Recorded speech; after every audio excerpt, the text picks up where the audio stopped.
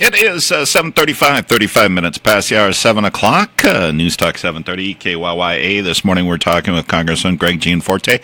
Good morning, sir. How are we doing on this Thursday morning? Hi, Scott, it's good to be with you. I'm doing well. Thank you. You know, off mic, we were talking about the U.S.-North Korean summit, and part of the deal that came out that was really great were the bodies of U.S. Soldiers that fought in Korea, that their bodies did not come back. Some of those bodies are going to be coming back, and that's going to be such closure for a lot of families out there.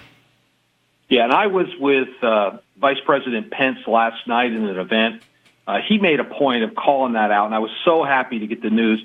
There are over 5,000 individual people that serve this country missing in action. We generally know where they are. Part of this deal that President Trump is starting to frame up with North Korea allows us to bring those men who fell on the field back home again. And I just think that's great news. It'll bring closure to a whole bunch of families. You know, it really makes me upset because the press, they're just, going on the negative side of this, summit, that President Trump gave too much and everything like that.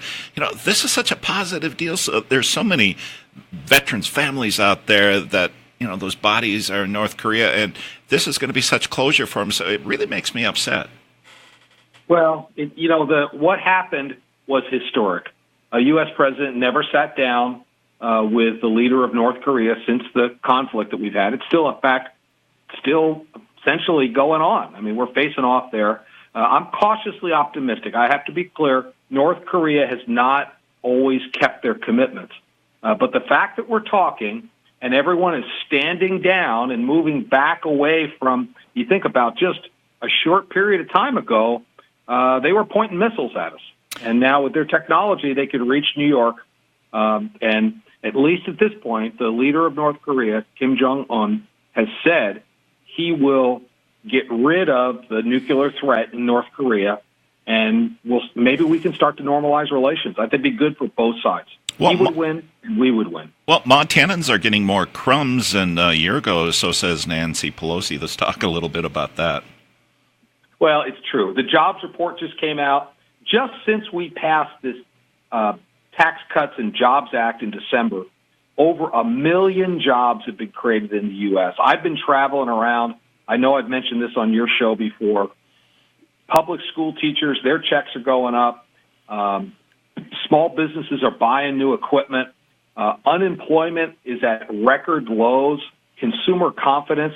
This is the conservative plan. It's like very simple. Let people keep more of their hard-earned money. We did that by lowering taxes, peel regulations back.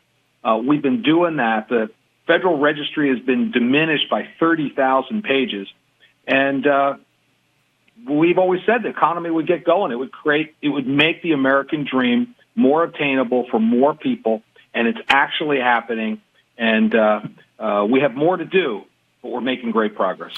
Last night I was watching C-SPAN and watched a couple hours of the Ag Committee talking about the Ag Bill, which was voted out of committee. Now it's going to the full Senate floor, then over to the House.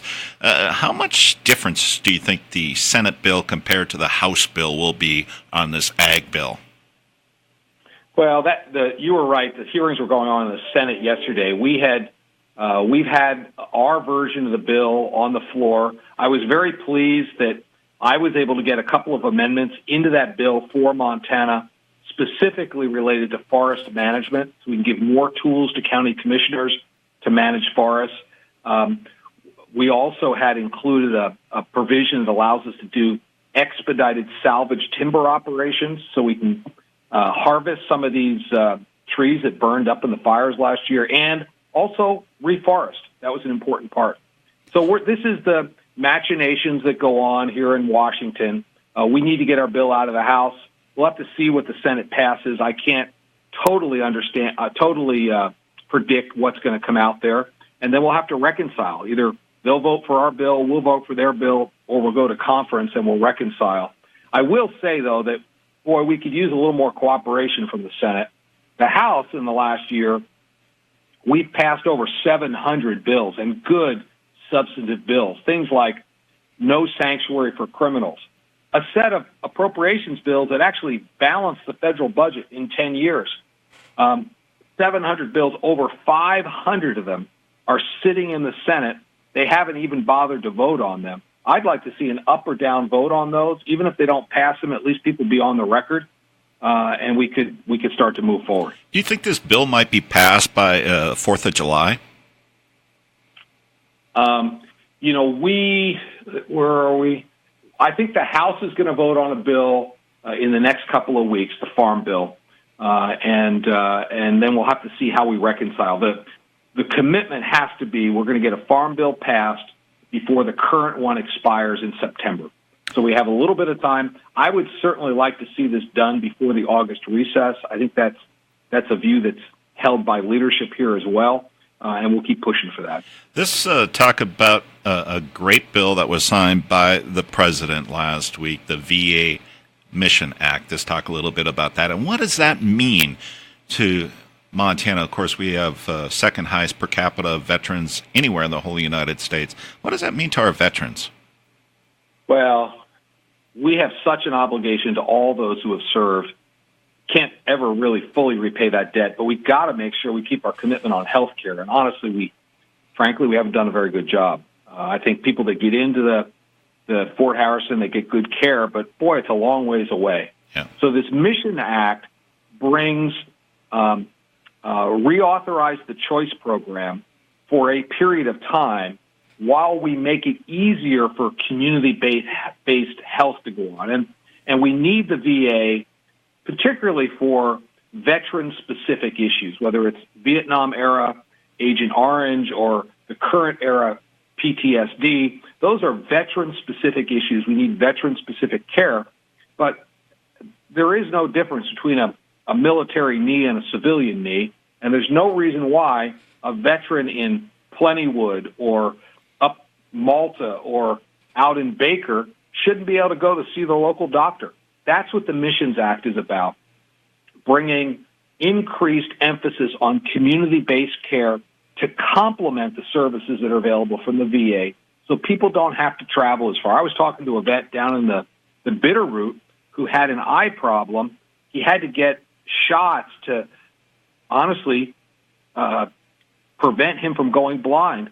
And because the choice program wasn't managed particularly well, the doctor stopped taking veterans because he wasn't getting paid. This Missions Act puts new accountability in place to increase the ability for veterans to get care in their local community. I think that's a step forward. Well, Juan, thank you for coming on this morning, Mr. Congressman.